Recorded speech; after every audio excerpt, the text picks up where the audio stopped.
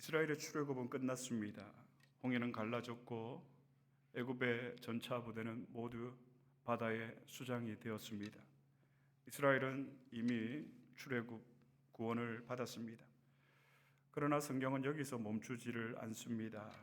오늘 본문이 되는 출애굽기 16장은 출애굽한 이스라엘이 저 구원받은 우리가 처음으로 마주하는 신앙의 시험을 보여주고 있습니다. 그 시험은 핍박도 아니고 고난도 아니고 우상 숭배도 아닙니다. 그 시험은 처음 출애굽한 이후에 구원받은 이후에 마주하는 첫 시험은 먹고 사는 문제, 생존의 문제였습니다. 이스라엘은 또다시 불평을 합니다. 이미 우리가 지난주 말씀을 나눈 내용대로 출애굽기 14장 12절에서 이스라엘은 모세를 향해서 원망을 합니다. 우리가 애굽 사람을 섬길 때가 더 나았다라고 불평과 원망을 합니다. 그러자 하나님은 홍해를 가르셨고 이스라엘을 출애굽시켜 주셨습니다. 구원해 주셨습니다. 그런데 또다시 그들은 하나님을 향해서 불평과 원망을 쏟아냈습니다. 오늘 출애굽기 16장 3절에 보면 우리가 애굽에서 고기 가마 곁에 앉아서 고기와 떡을 배불리 먹던 때가 좋았더라라고 그들은 또 불평을 합니다. 사랑하는 여러분, 이스라엘이 홍해의 기적을 체험했음에도 불구하고 인간의 마음은 쉽게 믿음으로 가지 않습니다. 우리가 은혜를 받아도 쉽게 믿음의 길을 우리가 걸어갈 수 없는 것입니다.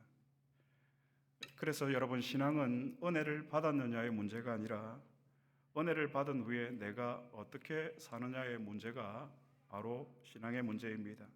구원은 기억을 하는 신앙이 아닙니다. 내가 옛날에 은혜를 받았지, 내가 옛적에 방언을 받았고 신유의 은사를 받았고 예언의 은사를 받았지, 기억을 하는 것이 신앙이 아니라는 말입니다. 신앙이란 내가 구원받은 이후에 이스라엘이 출애굽한 이후에 그 구원받은 자의 마땅한 삶을 그들의 삶에서 증거하는 것, 이것이 신앙인이라는 말입니다. 우리 모두는 그리스도인입니다. 신앙인이라고 얘기를 합니다.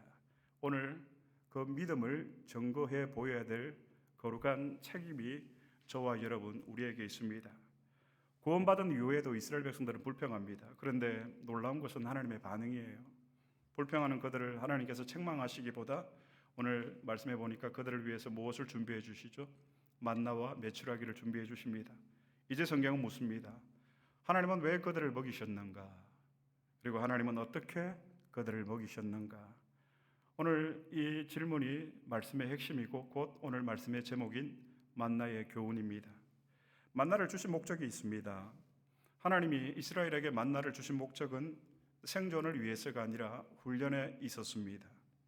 하나님은 만나를 주시면서 이렇게 말씀하셨습니다. 성경을 한번 다시 찾아볼까요? 본문 4절의 말씀 다시 한번 다 같이 봉독하겠습니다. 그때 여호와께서 모세에게 이르시되 보라, 내가 너희를 위하여 하늘에서 양식을 비같이 내리리니 백성이 나가서 일용할 것을 날마다 거둘 것이라. 이같이 하여 그들이 내 율법을 준행하나 아니하나 내가 시험하리라. 만나를 주신 목적입니다. 내 율법을 준행하나 아니하나 내가 시험하리라. 하나님이 만나를 통해서 이스라엘을 시험하신 내용은 그들이 내 율법 토라입니다. 내 말을, 내 지시를, 내 명령을, 내 계명을 준행하나 아니하나 내가 시험하리라. 준행하다라는 이 히브리어 단어는 얄라크, 정확한 뜻은 오다 가다라는 뜻을 가지고 있습니다. 준행하다. 너희들이 말씀 앞에 오는지, 너희들이 말씀을 가지고 세상으로 가는지 내가 이 만나를 통해서 너희를 시험하리라. 너희들이 나를 절대 의존하고 있는지 내가 만나를 통해서 너희들을 시험하리라. 이것이 하나님께서 이스라엘을 시험하신 내용입니다. 만나는 우리가 알다시피 많이 걷어서 저장할 수가 없었습니다. 하루 먹을 양 이상을 거두면 만나는 곧 벌레가 생기고 썩었습니다. 하나님이 만나를 저장하게 못하게 하셨습니다. 이것은 이스라엘을 불안하게 하시려는 것이 아니라 내일이라는 시간이 그들에게 속해 있지 않다라는 사실을 하나님께서는 가르치시기 위해서 만나를 하루 먹을 양만 거두게 하셨습니다. 하나님께서 자기 백성이 내일을 소유하지 못하도록 하셨습니다. 그 이유는 오늘 하나님을 붙들며 살아가도록 하시기 위한 하나님의 교육 방식입니다. 본문의 이 만나의 신학적 배경이 신약으로 와서 예수님의 말씀에서 완전히 드러나게 됩니다. 성경을 한번 찾아보겠습니다. 마태복음 6장 34절 말씀. 다 같이 봉독합니다. 그러므로 내일 일은 내일이 염려할 것이요 한날의 괴로움은 그날로 족하니라. 여기서 예수님이 금하시고 부정하신 것이 무엇입니까, 여러분? 우리가 이 말씀을 대하면 내일을 예수님이 금하시고 부정하고 계신 것 같지만 예수님이 금하신 것은 내일을 소유하려는 인간의 그런 교만한 마음을 철저히 금지하신 것입니다. 여러분, 내일은 우리의 통제의 대상이 아닙니다. 내일 우리에게 어떤 일이 일어날지 우리는 아무도 모릅니다. 그러므로 성도는 내일이라는 시간을 하나님께 맡기고 오늘 하나님을 붙들고 믿음으로 살아가는 사람이 바로 성도입니다. 그러므로 광야에 만나는 말을 합니다. 내일 것을 쌓아두지 말라. 그리고 산상수훈에서 예수님께서 이것을 말씀으로 완성하셨습니다. 내일 일을 위하여 염려하지 말라. 오늘 설교의 제목입니다. 이것이 만나의 교훈입니다. 생존의 방법이나 기술이 아니라 하나님 신뢰에 있다라는 말입니다. 사랑하는 여러분, 하나님이 저와 여러분 우리의 내일의 삶을 책임지고 계십니다. 여러분들은 믿으십니까? 저는 이것을 생각하면 얼마나 기쁜지 모릅니다. 얼마나 감사한지 모릅니다. 하나님이 저의 내일을 책임지고 붙들고 계신다라는 이 믿음의 고백, 이 믿음으로 오늘 주님을 붙드는 저와 여러분이 될 수 있기를 축복합니다. 그러므로 여러분, 이스라엘에게 있어서 이 광야는 결핍의 장소가 아니라 하나님 외에 의지할 것을 제거하시는 장소가 바로 이스라엘에게 광야였습니다. 하나님은 광야에서 이스라엘을 굶기지 않으셨지만 그들 스스로 충분하다라고 느끼지 못하게 하셨습니다. 굶기지 않으셨으나 그들이 충분하다고 느끼지 못하도록 하신 하나님, 유황 주시는 거 충분하다라고 좀 느끼게 해주시면 큰 문제입니까? 하나님의 의도적인 은혜의 방식을 우리는 말씀을 통해서 깨달아야 합니다. 굶기지는 않으셨으나 충분하다 느끼지 못하게 하시는 하나님의 은혜의 방식을 말입니다. 그렇습니다. 하나님은 우리가 스스로 만족하는 존재가 되지 못하게 하셨습니다. 그 중에는 스스로 만족하는 존재도 있겠죠. 유기된 자들, 하나님을 믿지 않는 자들, 하나님을 거부하고 하나님을 부인하는 자들은 스스로 만족감을 느낄 수도 있습니다. 그러나 택자들, 구원받은 자들, 하나님의 자녀들은 스스로 만족하지 못하는 존재로 하나님께서 만드셨습니다. 왜요? 하나님을 절대 의존하는 존재로 저와 여러분 우리를 창조하시고 부르셨다는 말입니다. 그렇기 때문에 하나님께서 여러분 우리의 필요를 채워주시되 자기 만족은 허락하지 않으시는 이유가 바로 여기에 있습니다. 조금만 더 있으면 좋은데, 조금만 더 넉넉하면 하나님 좋겠는데, 만약에 이 충족이 채워지고 만족이 채워지면 우리가 지금처럼 이렇게 간절하게 하나님의 이름을 부를 수 있을까요? 하나님이 그것을 아시기 때문에 항상 자기 충족을 하지 못하도록 하나님께서 그렇게 만드시고 오늘의 하나님을 붙들며 살아가도록 하나님께서 하셨다는 말입니다. 왜냐하면 우리는 스스로 충분하다고 느끼는 순간 하나님을 더 이상 필요로 하지 않기 때문입니다. 이것은 곧 재앙이고 저주입니다. 하나님이 이처럼 우리의 삶에서 좀처럼 모자람을 제거하지 않으십니다. 우리 모두가 느끼는 마음 아닙니까? 조금만 더 풍성하고 조금만 더 나아졌으면 좋겠는데, 그런데 하나님은 이런 우리의 모자람을 제거하지 않으십니다.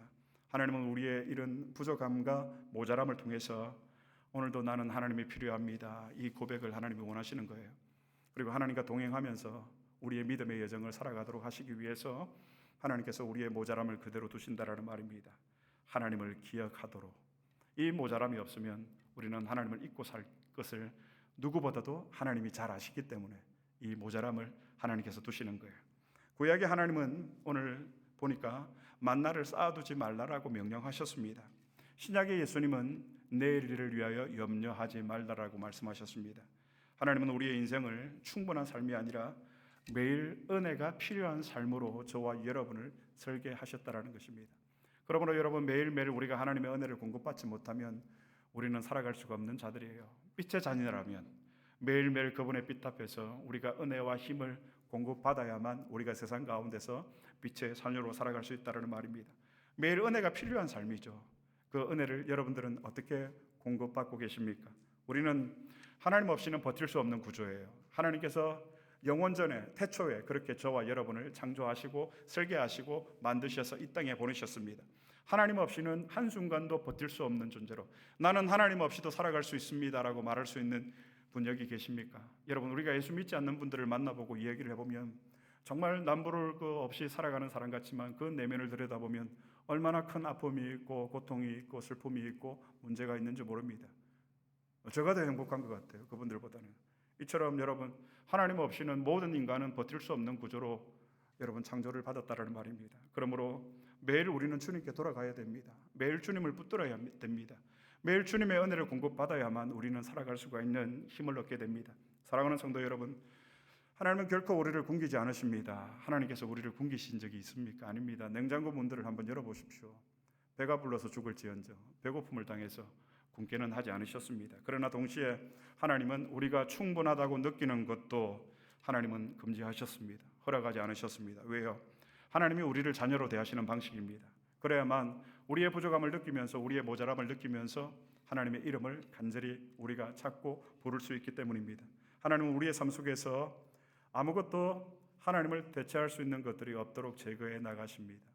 모자람을 통해서, 우리의 연약함과 우리의 부족함을 통해서 하나님이 없이는 나는 아무것도 아닙니다, 이 고백을 드릴 수 있을 때까지 하나님께서는 내가 하나님보다 더 사랑하는 것, 하나님보다 더 의지하는 것들을 차곡차곡 제거해 나가신다라는 말입니다. 필요를 채워주시되 항상 모자람을 남겨두시는 이유입니다. 하나님 의존으로 살아가는 인생이 되도록, 그 인생이 복되고 그 인생이 성공하고 기쁜 인생이기 때문입니다. 바로 이 지점에서 하나님이 만나를 주시는 또 하나의 중요한 원리를 우리에게 보여줍니다. 오늘 하나님은 만나를 주시되 어떻게 이 만나를 거두도록 하시는가 하면 한 사람당 한 오멜씩 거두라고 오늘 출애굽기 16장 16절 말씀에 부피 단위로 여러분 한 오멜은 2리터예요. 성인이 하루 섭취해야 될 그 물의 수분의 양이 그 2리터에서 2.5리터 정도로 저는 알고 있습니다. 권장량이 이 컵에 한 8컵 정도. 하나님께서 만나를 거두되 한 사람당 한 오멜씩 약 2리터 정도 거두라고 하셨습니다. 여러분, 하나님 왜 이렇게 하셨을까요? 하나님 은혜의 질서입니다. 많이 거둔 자도 남지 않고 적게 거둔 자도 모자라지 않았습니다.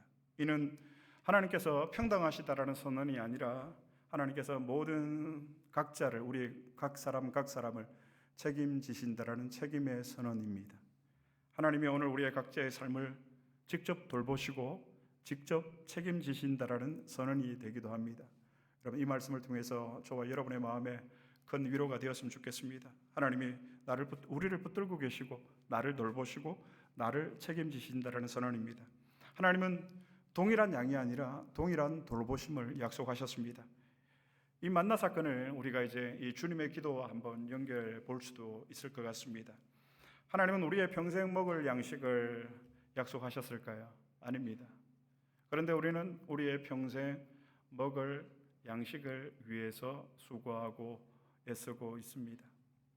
하나님은 오늘을 살아갈 은혜를 우리에게 약속하시고 그 은혜를 매일 공급해 주십니다. 그래서 예수님이 제자들에게 기도를 가르치실 때 이렇게 가르쳤습니다. 오늘 우리에게 일용할 양식을 주시옵고, 오늘 우리에게 일용할 양식을 주시옵고.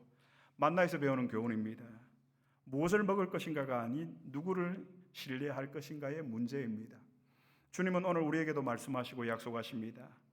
너의 내일은 내가 책임지마. 너희들의 내일은 내가 책임지겠다. 내일은 너에게 속한 시간이 아니야. 오늘 나를 붙들고 내 안에서 자유하며 기뻐하며 감사하며 살렴. 주님 우리에게 말씀하시는 내용이에요. 만나의 목적은 그래서 이스라엘이 그들의 배를 채우는 것이 아니라 하나님만 절대 의존하는 이 신앙을 회복하는 것이 만나를 통한 하나님의 교훈, 훈련의 내용입니다. 그러나 이스라엘 백성들은 어떻게 하죠? 꼭 그런 사람이 있잖아요. 말 안 듣는 사람. 하나님의 명령을 어기고 이스라엘 백성들은 어떻게 합니까? 만나를 저장했습니다. 처음에는 이 만나를 많이 거두는 사람은 합리적으로 보였을 것입니다. 만나는 아침에 나가서 거둬야 했거든요. 오후가 되면 만나는 사라지는 거예요. 아침에 일찍 일어나서 열심히 만나를 거두는 사람을 보고 누가 손가락질을 할 수가 있겠습니까? 손님도 맞아야 하고 잔치도 해야 하고 그렇습니다. 우리 자녀들 돌봐야 하고 조금 더 챙겨두는 사람이 더 현명하고 더 지혜로워 보일 수도 있었습니다. 그러나 그 결과는 분명했습니다. 오늘 출애굽기 16장 20절 말씀 다 같이 봉독하겠습니다. 그들이 모세에게 순종하지 아니하고 들에는 아침까지 두었더니 벌레가 생기고 냄새가 난지라 모세가 그들에게 노하니라. 만나를 남겨두니까 어떻게 되었습니까, 여러분? 벌레가 생기고 냄새가 났다라는 거예요. 오늘 그 은혜로 족한 줄 알고 살아야 되는데 내일이 나에게 속한 시간이라는 이 교만, 하나님을 인정하지 않는 이 불신앙, 그 결과는 무엇이었죠, 여러분? 썩음, 악취, 벌레가 먹었다라는 말입니다. 사랑하는 성도 여러분, 저장된 만나는 썩었습니다. 이 말씀을 가지고 저는 한번 이렇게 적용을 해보았습니다. 우리의 저장된 신앙은 어떻게 될까요? 내가 10년 전에 20년 전에 그렇게 은혜를 받았는데 라고 그 은혜로 내가 오늘도 신앙생활을 하고 있다라고 하시는 분들이 계실지 모르겠지만 여러분, 우리의 저장된 신앙도 반드시 썩을 수가 있습니다. 현재의 은혜가 중요한 것이지 과거에 내가 받은 은혜를 오늘까지 붙들고 우리는 살아갈 수가 없습니다. 만약에 정 목사가 저의 20년, 30년 전에 그 은혜를 가지고 오늘 목회를 한다고 하면 여러분들 볼 때 어떻겠습니까? 악취가 나는 사꾼 목사처럼 보이지 않겠습니까? 그런데 제가 과거에 어떤 은혜를 받았든지 저는 사실 이 이야기를 여러분들에게 잘 하지를 않습니다. 왜냐하면 이 자리는 하나님의 시간이기 때문에 제가 지나온 시간들에 대해서 가급적 얘기를 하지 않으려고 하는 이유는 이 시간은 하나님의 시간이고 하나님이 나에게 허락하신 시간이 내 시간이 아니기 때문에, 그래서 이 자리를 쓸 때마다 오늘의 은혜를 공급받지 못하고 이 자리에 서는 것만큼 저에게 힘들고 괴로운 것은 없는 거예요. 마찬가지예요. 여러분들은 어떤 은혜로 신앙생활을 하고 계십니까? 과거의 그 은혜에 머물러 있지 않습니까? 만나를 저장해둔 것은 다 썩었어요. 우리의 과거의 신앙으로 우리가 신앙생활을 하려고 할 때에 여러분, 그것은 하나님 기뻐하지 않는 모습일 수가 있습니다. 현재의 은혜가 중요한 것이지 오늘 내가 하나님 앞에 받는 이 은혜로 주님을 붙드는 것이 중요한 것이지 과거의 은혜를 가지고 우리는 오늘의 삶들을 살아낼 수가 없다는 것입니다. 10년 전 내가 받은 은혜로 오늘의 시험을 우리는 이길 수가 없습니다.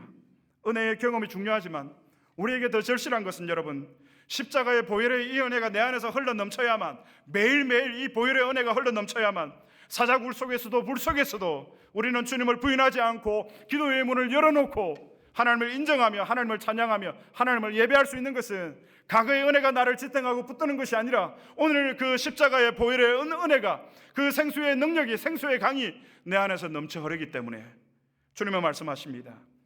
과거의 은혜만 저장해 놓지 말고 과거의 은혜를 자랑하지 말고 오늘 나를 만나면 안 되겠니? 오늘 내가 너희를 위해서 준비한 이 은혜를 너희들이 받으면 안 되겠니? 주님이 이 말씀을 하실 거라 저는 확신합니다. 이제 우리는 질문해야 합니다. 그렇다면 여러분, 오늘 우리에게 만나는 무엇일까요? 성경은 이 질문에 대해서 분명하게 답을 제시합니다. 성경을 한번 찾아보겠습니다. 요한복음 6장입니다. 요한복음 6장 48절로 49절 말씀 다 같이 봉독합니다. 내가 곧 생명의 떡이로다. 너희 조상들은 광야에서 만나를 먹었어도 죽었거니와 51절 말씀 다 같이 봉독합니다. 나는 하늘에서 내려온 살아있는 떡이니 사람이 이 떡을 먹으면 영생하리라. 내가 줄 떡은 곧 세상의 생명을 위한 내 살이니라 하시니라. 내가 곧 생명의 떡이니라. 예수님께서 광야의 만나 사건을 해석하신 부분입니다.